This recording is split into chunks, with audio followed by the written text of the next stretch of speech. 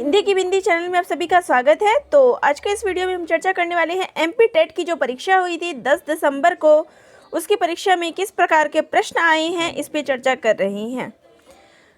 तो पहला प्रश्न था SOR किसके द्वारा संपादित किया गया है? वुडवर्ड्स। रखने की विधि किस उम्र के बच्चों के लिए प्रभावकारी है? 4 से 6 वर्ष के बच्चों के लिए। अधिगम के व्यवहार में परिवर्तन ही अधिगम है, ये बात जो है ना किसने कही है? गिलफोर्ड ने। बच्चों की बुद्धि मुख्यतः संबंधित है शारीरिक विकास से। एक परिस्थिति में बच्चों की बुद्धि मुख्यतः संबंधित है शारीरिक विकास से।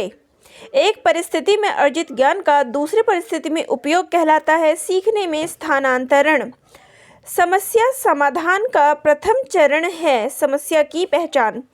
प्रागैतिहासिक में किस उपसर्ग का प्रयोग किया जाता है? प्राक। गौशाला में कौन सा समास है? तत्पुरुष समास। ध्यान आकर्षित करने होने में किसकी प्रमुख भूमिका है? तो ध्यान आकर्षित होने में जो है उद्दीपन की मुख्य भूमिका है। मनुष्य के शरीर की सबसे बड़ी ग्रंथि है यकृत। चूहे और कबूतर पर किस वैज्ञानिक ने प्रयोग किए थे? स्किनर ने। मानसूनी वन पाए जाते हैं जहां वर्षा होती है 150 से 200 मीटर के बीच। अगला प्रश्न है ध्यान को केंद्रित करने की आंतरिक दशा है रुचि। जब मोर सांप को खाता है, सांप कीड़ों को खाता है और कीड़े हरे पौधे को खाते हैं, तो ये क्या कहलाता है? तो खाद्य पिरामिड के शीर्ष पर। तो मोर कहाँ होता है? खाद्य पिरामिड के शीर्ष पर। सतीश धवन अंतरिक्ष केंद्र कहाँ स्थित है? श्रीहरिकोटा। बालक अपनी माँ को पहचानना शुरू करता है लगभग 3 माह में। शर्म तथा गर्व जैसी भावना का विकास किस अवस्था में होता है? बाल्यावस्था में। एक परिस्थिति में अर्जित ज्ञान का दूसरी परिस्थिति में उपयोग कहलाता है सीखने में स्थानांतरण। अनुभव द्वारा सीखने व्यवहार में परिवर्तन कहलाता है सीखना। व्यवहारवाद के जनक हैं वाटसन। विकास की किस अवस्था में बुद्धि का अधिकतम विकास होता है? किशोरावस्था। किस अवस्था में क्रिया और खेल के आधार पर शिक्षा दी जानी चाहिए? बाल्यावस्था में। जीन पियाजे के किस अवस्था में बालक को विविधीकरण तथा वर्गीकरण करने की बात जो है उन्होंने क्षमता विकास हो जाती है? तो ये हो जाती है मूर्त संक्रियात्मक अवस्था। शिशु का अधिकतम व्यवहार आधारित होता है मूल प्रवृत्ति पर। अगला प्रश्न है नौकरानी में कौन सा प्रत्यय है? आनी। यह आवश्यक नहीं कि उच्च बुद्धि लब्धि वाले बच्चे भी उच्च होंगे, ये कहलाता है सृजनशीलता। आचरण की सभ्यता किसका निबंध है? सरदार अध्यापक पूरन सिंह का। हेली पुच्छल तारा किस वर्ष दिखाई देने की संभावना है? 2062 में। पुरुष स्त्रियों की अपेक्षा ज़्यादा बुद्धिमान होते हैं, यह कथन दर्शाता है लैंगिक पूर्वाग्रह को प्रदर्शित करता है। एक से अधिक भाषाओं का प्रयोग संज्ञानात्मक विकास में सहायक है।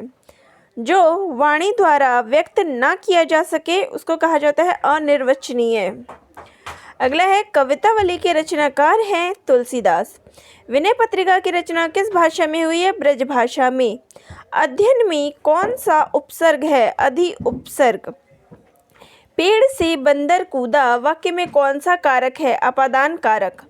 अधिगम का मुख्य उद्देश्य होता है छात्रों के व्यवहार में परिवर्तन लाना। अगला प्रश्न है हाथ पैर के अंगूठे का सूचना अवस्था की विशेषता है शैशवावस्था की। बुद्धि एवं सृजनात्मकता में किस प्रकार का संबंध है? धनात्मक। यदि पूर्व ज्ञान व अनुभव नए प्रकार के सीखने में सहायता करते हैं तो उसे कहते हैं सकारात्मक प्रशिक्षण स्थानांतरण। मांग और पूर्ति का सिद्धांत किसने दिया? मैस्लो। विकास कभी न समाप्त होने वाली प्रक्रिया है, यह कथन किस सिद्धांत से संबंधित है? निरंतरता के सिद्धांत से। किस बालक का शारीरिक लक्षण प्रभावित होता है? माता पिता दोनों के DNA से। चौपाई छंद में प्रत्येक चरण में कितनी मात्राएं होती है? 16। आगे कुआं पीछे खाई का अर्थ है दोनों ओर से मुसीबत। रामचरितमानस की भाषा है अवधी। सतत और व्यापक मूल्यांकन क्यों आवश्यक है? निरंतर मूल्यांकन होते रहने से शिक्षार्थियों में परीक्षा का अनावश्यक भय जो है वह नहीं रहता है। सभी जीवों को प्रत्यक्ष और अप्रत्यक्ष रूप से भोजन कहाँ से मिलता है? पौधों से। पौधों में गैसों का आदान प्रदान होता है पत्तियों द्वारा। जानवर रात में जागते हैं और चीज़ों को कैसे देखते हैं? काले व सफ़ेद रंग में। पियाजे मुख्य रूप से किसके अध्ययन के लिए जाने जाते हैं? संज्ञानात्मक विकास के लिए।